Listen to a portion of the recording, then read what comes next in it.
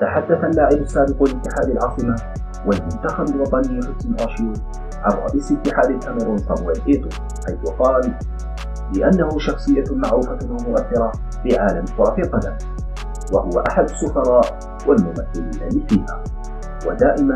تستضيفه الفيفا في المحافل الدولية المختلفة على غرار استضافته في كأس العالم الأخيرة بقطر. وتصريحاته دائما مؤثرة، وهذا اللاعب حينما يكون في صفك سيعطيك دفعة كبيرة،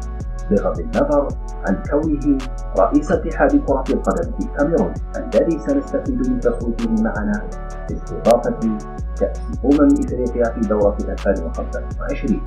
يذكر أن صامويل إيتو قال قبل أيام بأنه لن ينسى مساندة الجزائر لبلاده قبل استضافة الكاميرون لكأس إفريقيا الماضية، مؤكدا دعمه لها في مساعيها